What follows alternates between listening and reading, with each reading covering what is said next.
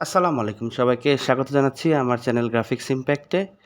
আজকে আমি আপনাদেরকে দেখাবো কিভাবে আপনারা Adobe Illustrator এর মাধ্যমে অপেরা মিনি লোগোটি ডিজাইন করতে পারেন খুব সহজে। তো চলুন শুরু করা যাক আমাদের আজকের ভিডিও।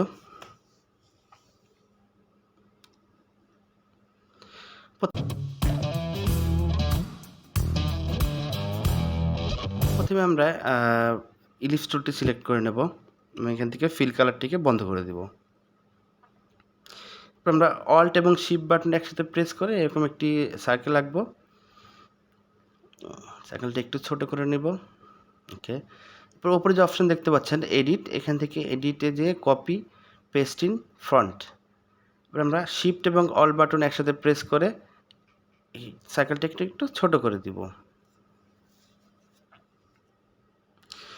এবার আমরা অল বাটন প্রেস করে ধরে এটাকে একটু অ্যাঙ্গেল করে দিব। আবারও অল বাটন প্রেস করে উপর থেকে একটু টেনে দেবো সমানভাবে বড় হওয়ার জন্য। আবার এডিটে যাব কপি পেস্ট ইন ফ্রন্ট। এরপর আমরা এই পাশটিকে টেনে এখানে নিয়ে আসব এবং এই পাশটাকে টেনে এখানে নিয়ে যাব এবং এই পাশটাকেও একটু ছোট করতে হবে, একটু বেশি হয়ে গেছে, একটু ছোট করে নেব আমরা।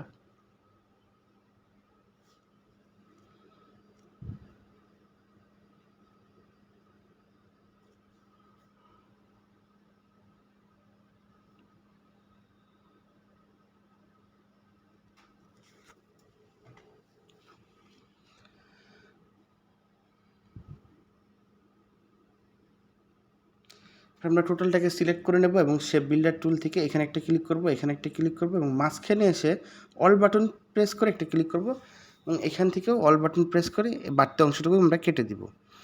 অল বাটন প্রেস করলে শেপ বিল্ডারে যে কোনো শেপ কিন্তু মাইনাস হয়ে যায়। ওকে, এরপর আমরা এইটাকে একটু উপরে নিয়ে আসি। আচ্ছা, এখান থেকে আমরা কালার স্যাম্পলিং করব। প্রথমে আমরা এই পাশটাকে সিলেক্ট করব এবং গ্রেডিয়েন্ট প্যানেলে চলে যাব। যদি গ্রেডিয়েন্ট এখান থেকে দেখতে না পান, উইন্ডোতে যাবেন এবং এখান থেকে গ্রেডিয়েন্টটি সিলেক্ট করে দেবেন। এরপর আমরা এই স্লাইডারটাকে অন করে দেবো, এখান থেকে একটা কালার নিব, আবার এই স্লাইডারটাকে অন করব।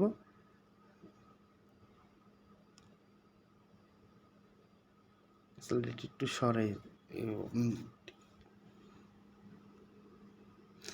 এই স্লাইডারটাকে অন করব এবং আবার এখানে আই ড্রপার যে সাইনটা আছে এটাকে সিলেক্ট করব, এখান থেকে একটা কালার পিক করব। ওকে, এরপর আমরা আবার গ্রেডিয়েন্ট প্যানেলে আসবো এবং একটি এক্সট্রা স্লাইডার অ্যাড করব। এটাকেও সেমভাবে আই ড্রপার টুলটি সিলেক্ট করে এখান থেকে আরেকটি কালার পিক করে নেব। এবার আমরা এই সার্কেলে আসব এবং এবার আমরা আমাদের এই যে মাঝখানে যে স্লাইডারটাকে এটা আমরা ডিলিট করে দেব এবং এখান থেকে আমরা এই কালারটিকে পিক করে নেব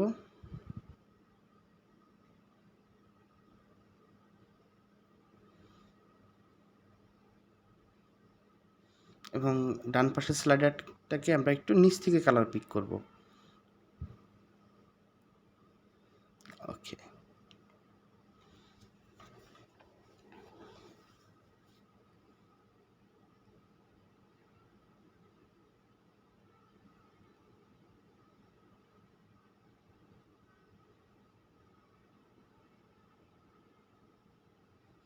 এবার আমরা টোটালটাকে সিলেক্ট করে আমরা স্ট্রোক কালারটি অফ করে দেব।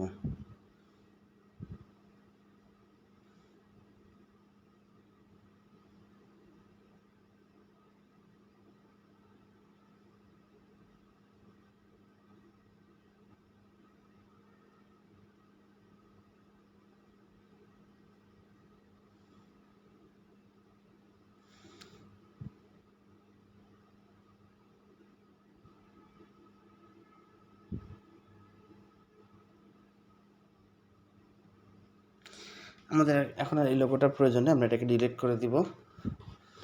এরপরে আমরা টোটালটাকে সিলেক্ট করব এবং কন্ট্রোল জি দিয়ে গ্রুপ করে দিব। এরপর আমরা এখান থেকে একটি রেক্ট্যাঙ্গেল টুল সিলেক্ট করব এবং এভাবে একটি রেক্ট্যাঙ্গেল আঁকবো। এবার আমরা ডিরেক্ট সিলেকশন টুলে যাব, এখান থেকে এই অ্যাঙ্কার পয়েন্টে একটা ক্লিক করব এবং এখান থেকে শিফট বাটন প্রেস করে এই অ্যাঙ্কার পয়েন্টে একটা ক্লিক করব।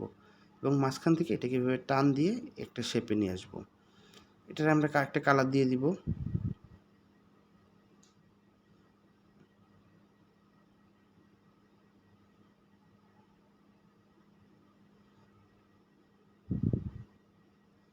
এটাকে এভাবে ধরে এখানে নিয়ে আসবো।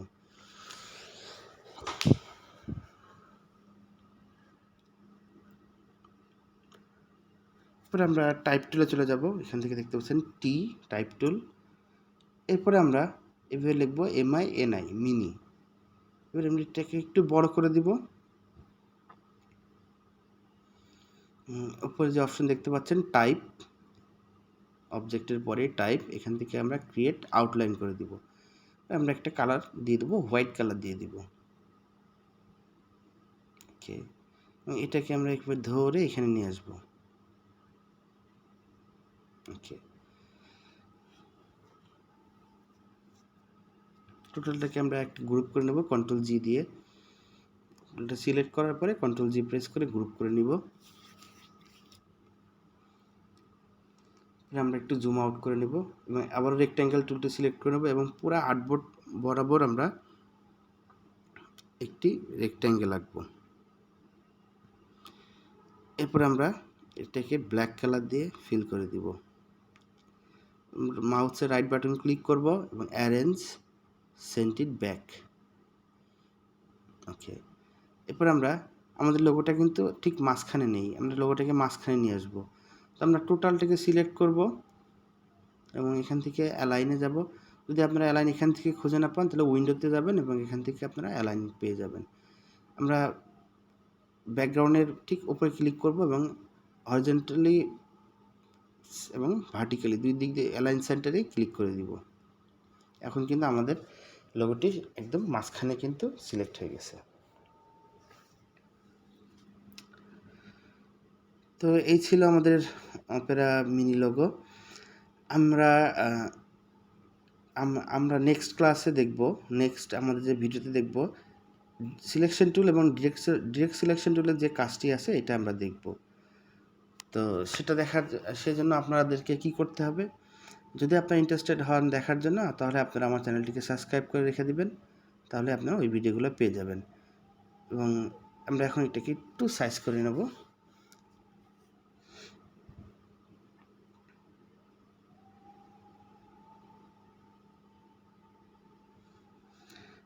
আমরা ব্যাকগ্রাউন্ডটিকে লক করব।